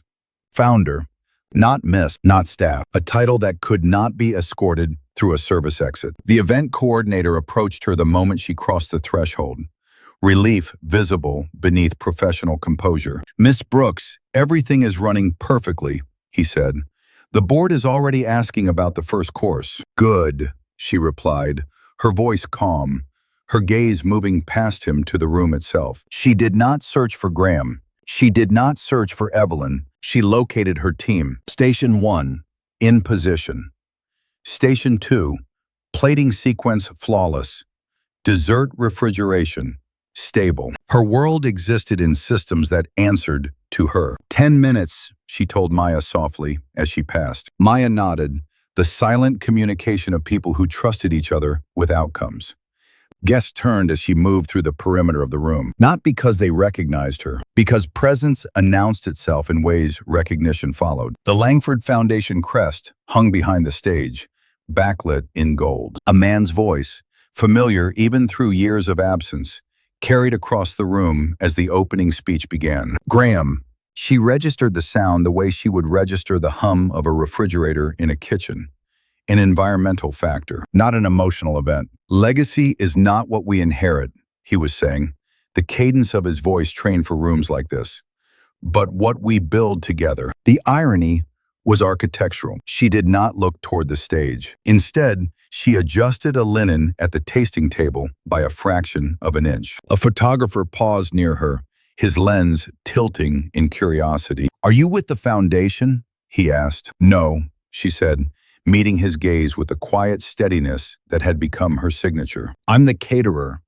He blinked, then lifted the camera. Because the word caterer no longer meant invisible. It meant control of an entire sensory experience. The first course moved through the room in synchronized motion, plates arriving at tables in a wave of color and scent. A silence followed, the particular silence of people encountering something unexpected.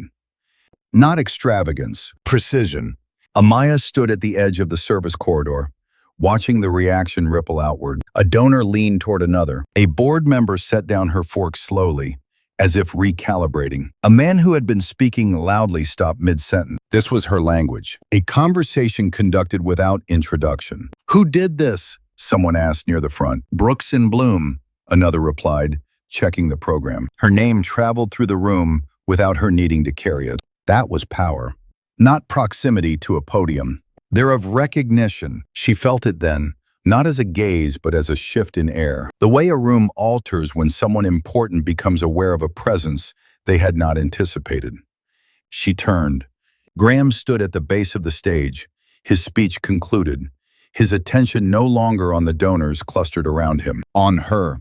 For a moment, the distance between them was measurable in architecture.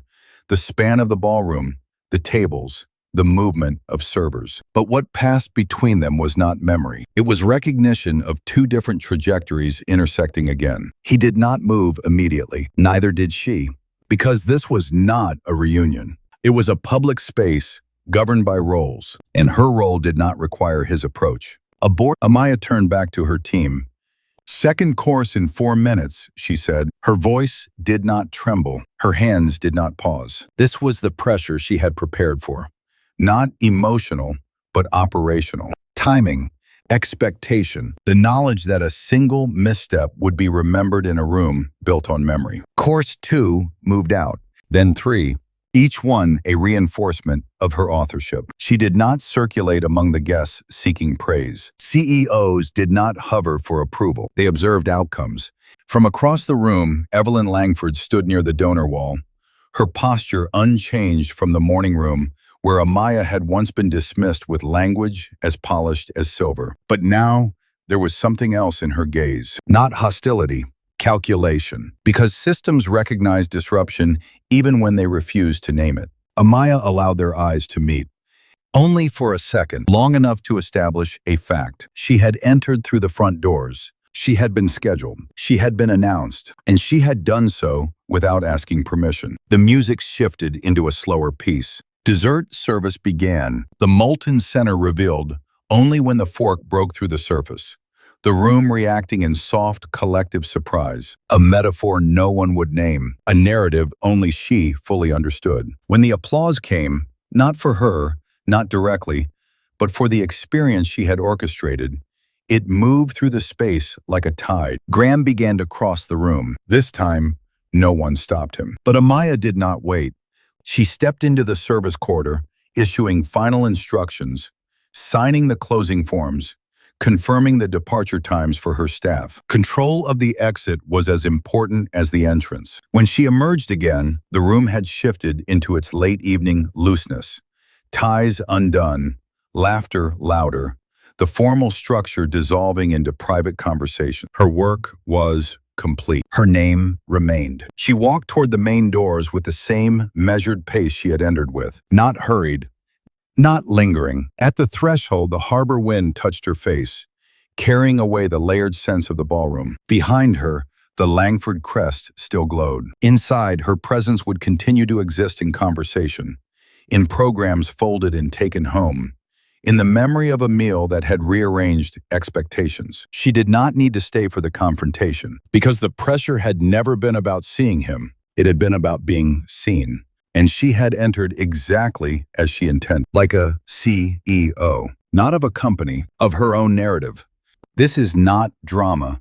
This is document. Amaya did not plan the moment. That was the first rule of everything she had built. Nothing that mattered depended on spectacle. Spectacle belonged to people who needed witnesses. She needed record. The ballroom had softened into its late evening rhythm, where the speeches were over and the power conversations began. The kind that took place in smaller circles, near the donor wall, beside the silent auction displays, under lighting designed to flatter reputations. She was signing the final service release at the coordinator's table when she heard her name spoken clearly, without title. Amaya, not Miss Brooks, not Chef. Her name. She turned.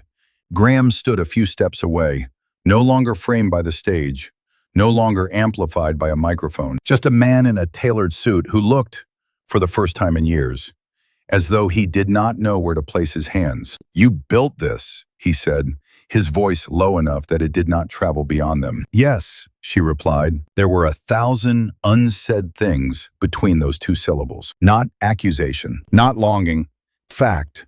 He glanced toward the tasting tables, the empty plates being cleared in quiet efficiency. "It's extraordinary," he added. "Thank you." Professional, contained, the language of people who had learned that public space required a certain temperature. "I didn't know it was you," he said. "I know." She did not offer him relief. Because recognition was not the point. The point was that her name had existed in the program, whether he had looked at it or not. His gaze moved to her face then, searching for something that belonged to another time.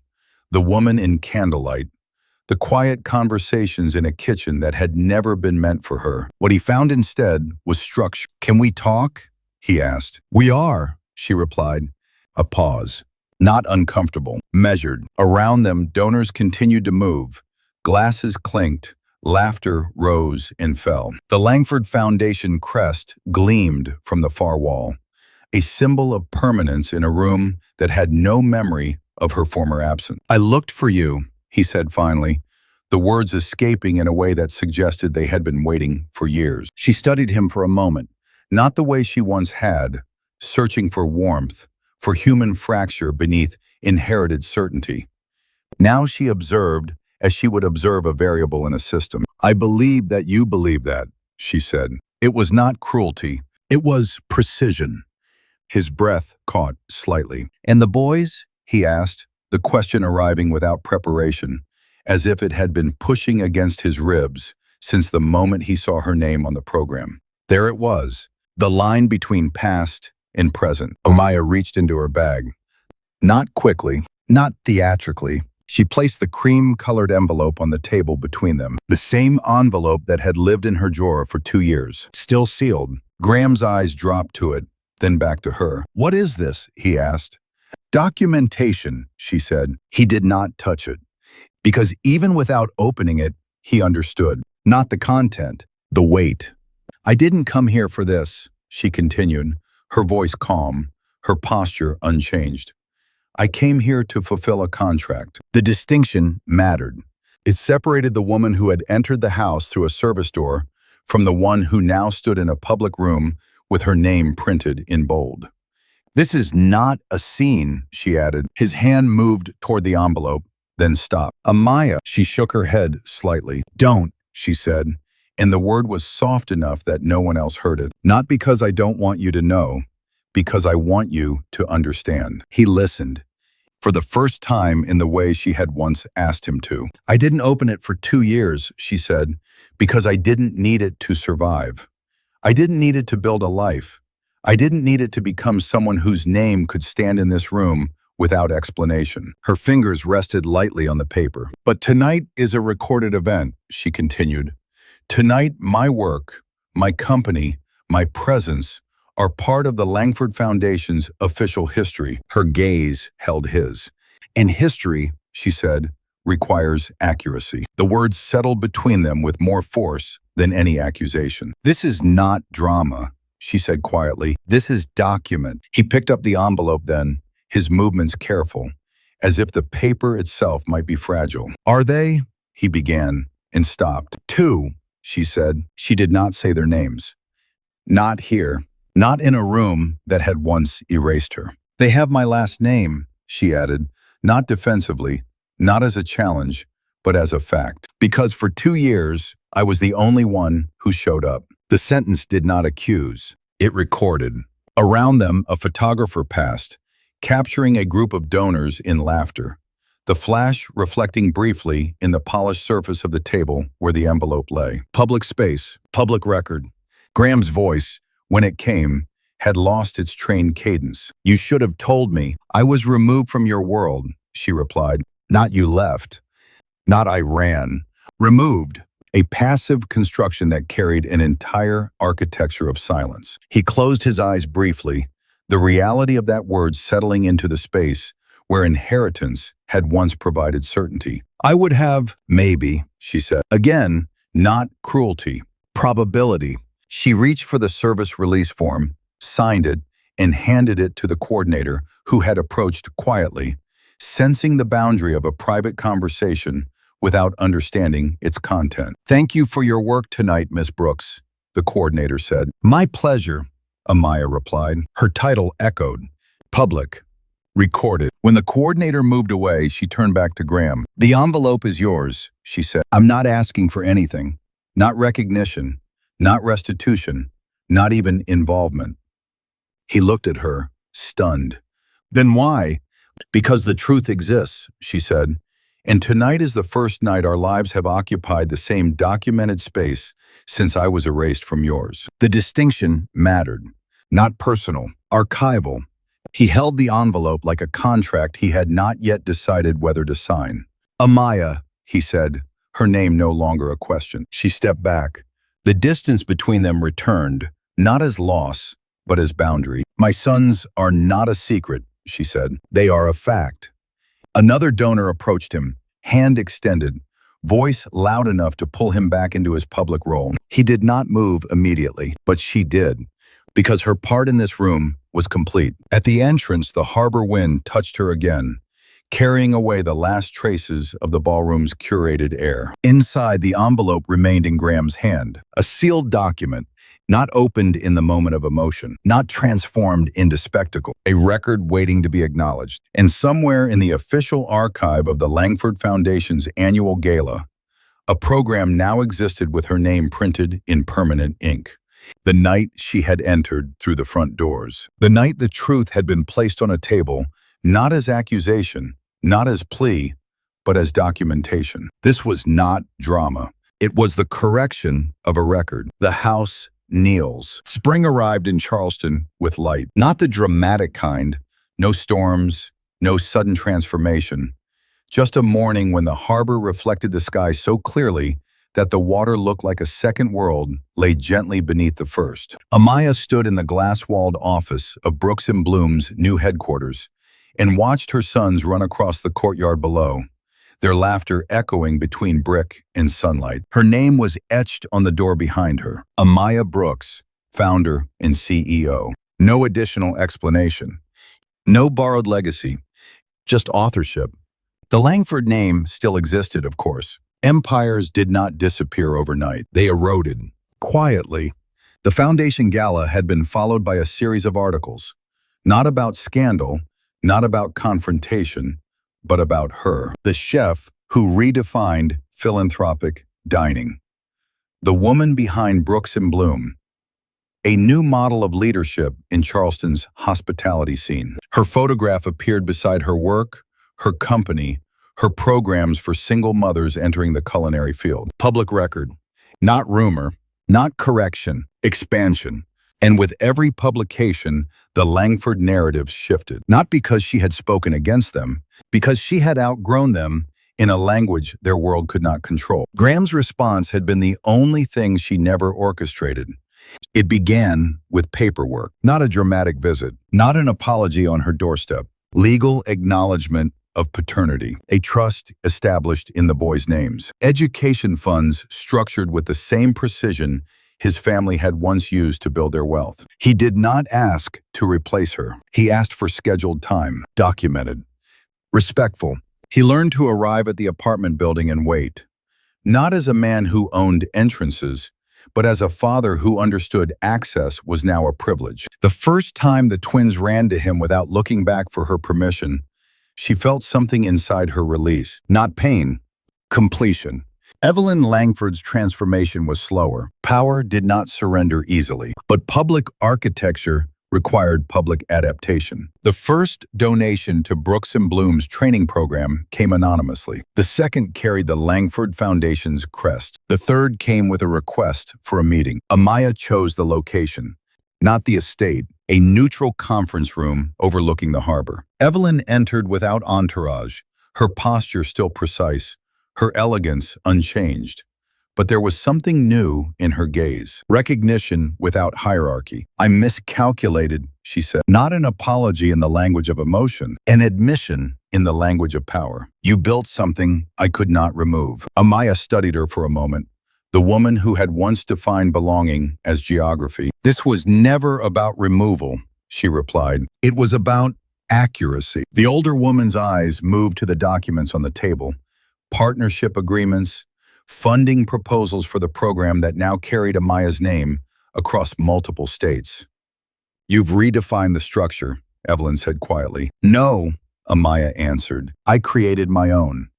That was the moment the house knelt. Not physically, not in humiliation, in acknowledgement. Because the Langford Foundation now operated inside initiatives she controlled. Their money moved through systems she designed. Their legacy required her signature. The architecture had shifted.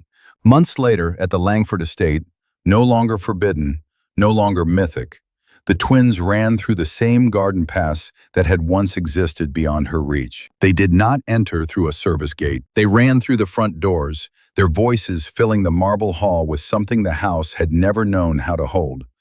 Unconditional belonging. Graham stood beside her, not as a figure of rescue, not as the axis of her story, but as a man who had learned to build where he once inherited. "You changed everything," he said quietly. Amaya watched her sons race toward the sunlight spilling across the floor. "No," she replied. "I told the truth and built something that could hold it." Power, she had learned, was not the ability to make someone kneel. It was the moment a system rewrote itself to include you because it no longer had a choice. That evening, back in her own home, the one with wide windows and a kitchen that still smelled of cinnamon and ambition, she stood alone for a moment and allowed herself to remember the girl who had once walked out into the rain with nothing but a promise to survive. "You can throw me out, you can erase me, but you cannot define the scale of my return." The story that began with silence ended with authorship, not because she had been given a place, because she had built one that did not require permission. And if you've ever been underestimated, if you've ever been told to stay in the room designed for you, if you've ever been erased and forced to start again, then you already understand this was never a revenge story. It was a power shift. So stay with this journey. Let it remind you what rebuilding looks like. And if this story found something in you, something fierce, something unbreakable, then walk with us into the next one.